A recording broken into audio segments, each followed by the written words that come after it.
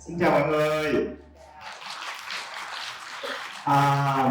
Hôm nay thì Uy đến đây với một cái đề tài, đó là tìm về tiếng Việt để hiểu mình.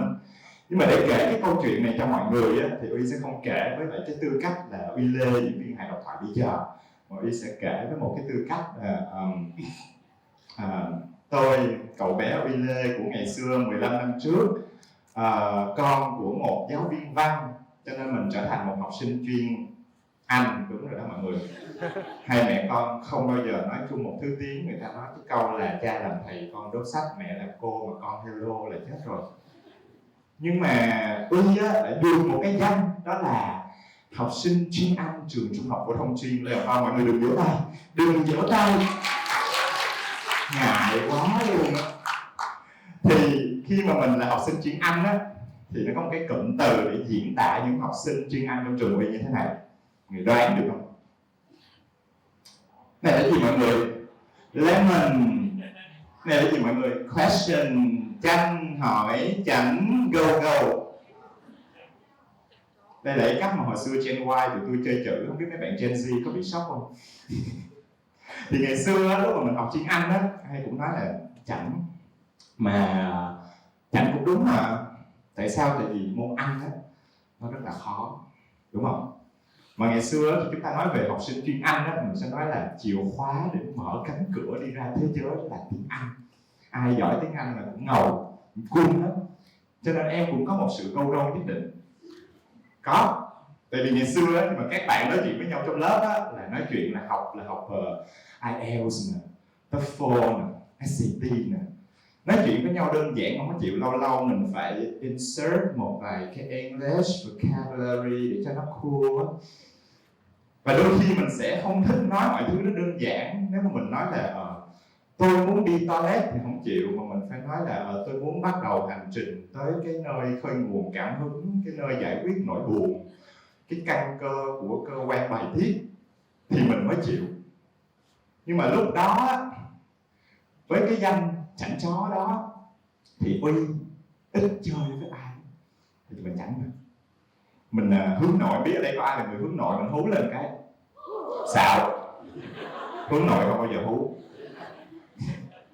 Cái vấn đề á, là khi mà mình chảnh á, là tại vì mình nghĩ á, cái tư tưởng của mình á, hình như nó khác với mọi người lắm. Mình muốn trở thành một global citizen, tức là một công dân toàn cầu.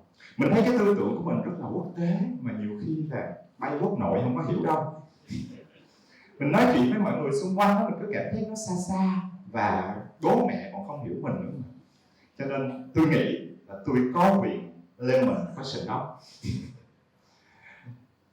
Thực ra khi mà Uy trải qua một cái quá trình á, Uy đi diễn, thì đầu tiên là Uy diễn hài độc thoại bằng tiếng Anh. Mà diễn hài độc thoại bằng tiếng Anh đó, mọi người biết á, là nó fancy, đúng không? Mình bước lên sân khấu, mình nói với người nước ngoài, fancy. Mình nói tiếng Anh, fancy. Năm đầu tiên mình đi diễn mình được giải nhì, năm thứ hai mình được giải nhì nữa, hơi nhục. Năm thứ ba mình được giải nhất, năm sau mình làm giám khảo, fancy không? Thì lúc đó mình mới thấy là trời ơi, đây nè, đây là cái chỗ của tôi nè, đây là sân khấu của tôi. Và lúc đó có thể gọi Uy là một người hơi hướng nội hay xích ngoại cũng được.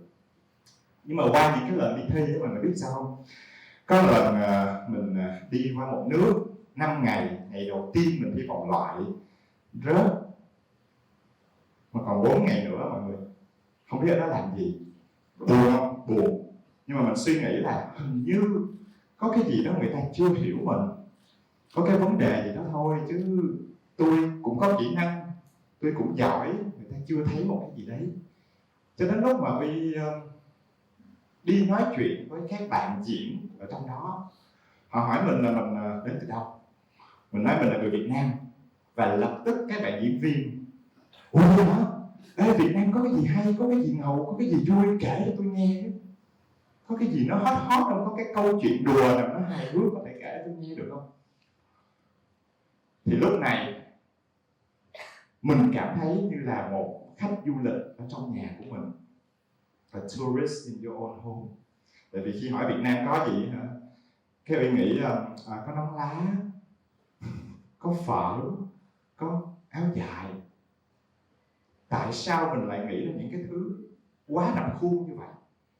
Và lúc mình đứng trên sân khấu quốc tế thì mình có thể nhìn những diễn viên khác, họ diễn, họ sử dụng tiếng Anh, một cái ngôn ngữ quốc tế mà ai cũng hiểu, nhưng mà họ nói về những cái thứ cực kỳ bản địa. Họ nói về những cái thứ chỉ có quê hương của họ, chỉ có trải nghiệm, chỉ có góc nhìn của họ mới có. Còn lúc này thì Uy không có. Thì cho nên á, Uy gặp một người bạn, và Y từng kể trong một cái video tên là Hướng Nội hay Xính Ngoại, Uy có để trên kia. Cái người bạn này tên là, mọi người đọc được không? Mình đọc là George, nhưng thật ra nó là Jorge. Và tôi mất 5 phút để phát âm được đúng cái tên của người này khi mà anh giới thiệu tên với Uy. Sau đó anh hỏi Uy là, vậy bạn tên gì? Thì Uy mới nói là tôi tên Uy Lê, nhưng mà bạn nói Tommy đi cho nó gọn.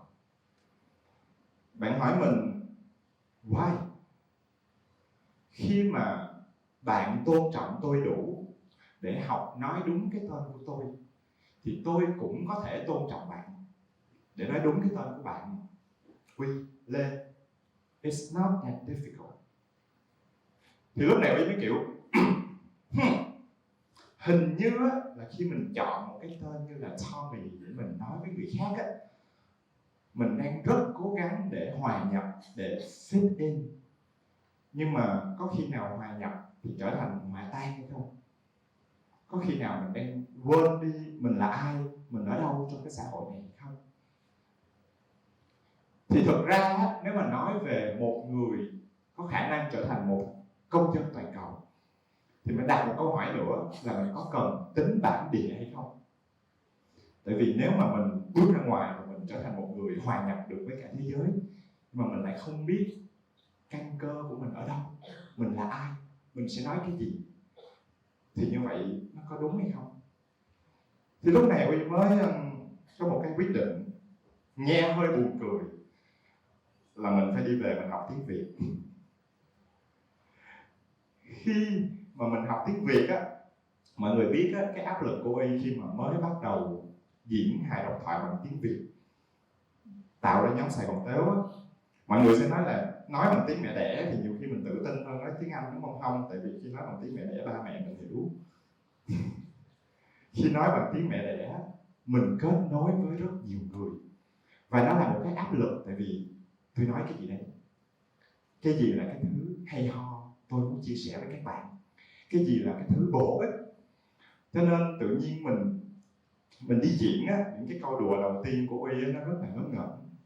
Kể cho mọi người nghe, ví dụ nhà của Uy ở Sài Gòn là gần cái đường Âu Cơ Lạc Long Quân.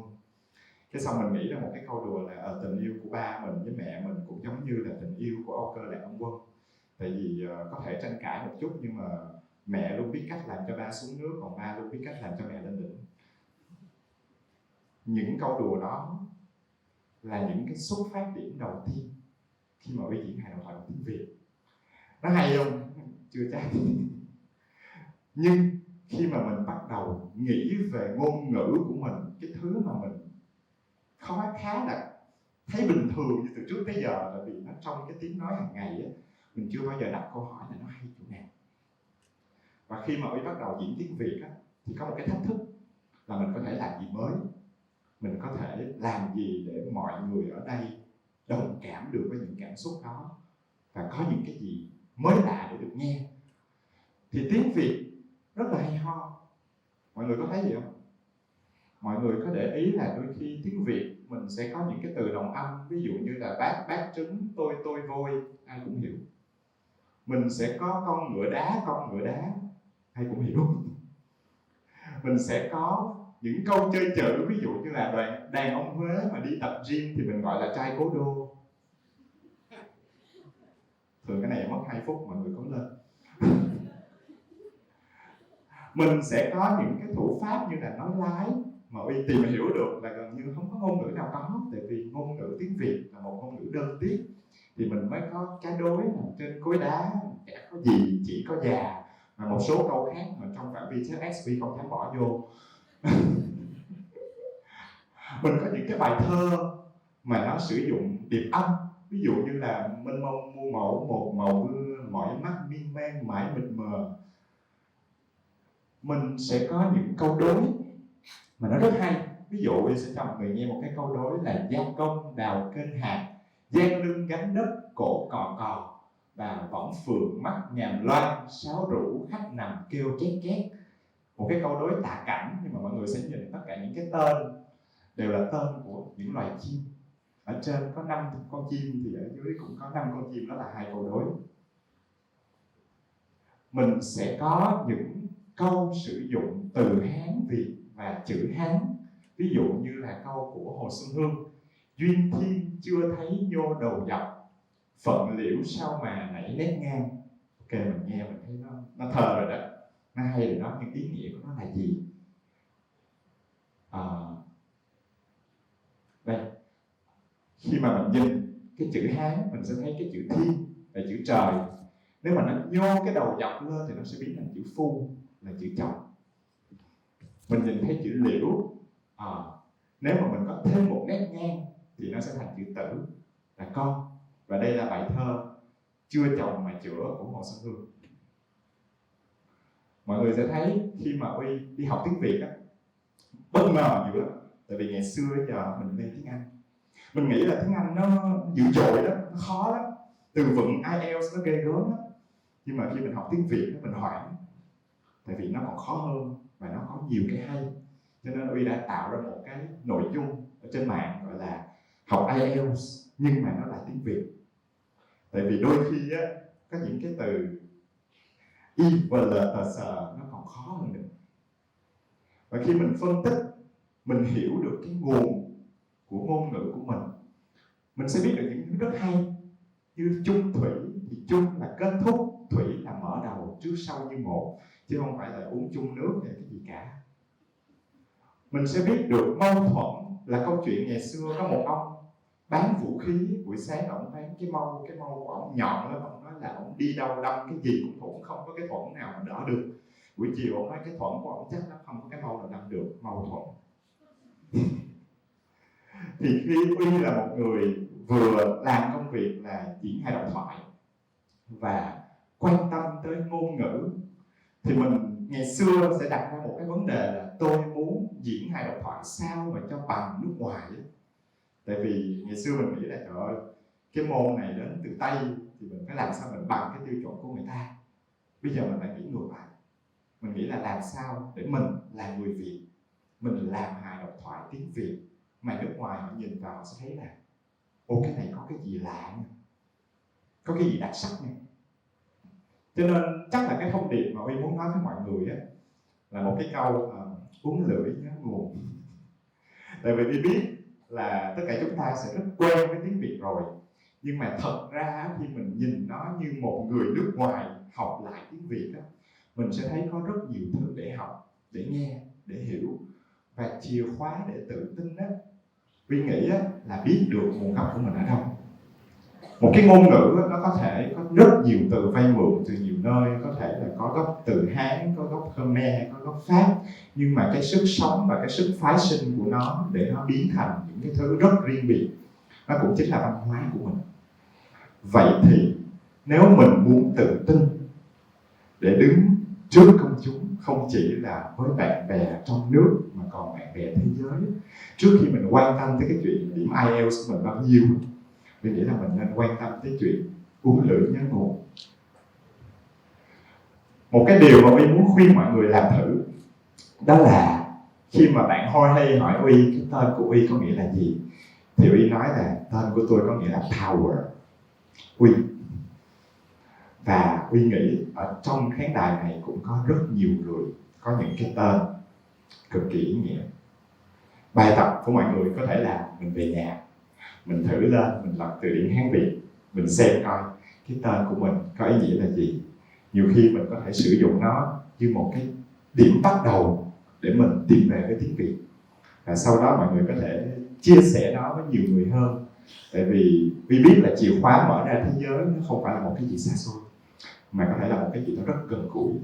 Từ cái chuyện là mình hiểu mình là ai, hiểu đúng cái ngôn ngữ của mình và quý trọng nó. Mình là Uy Lê, cảm ơn các bạn nhiều.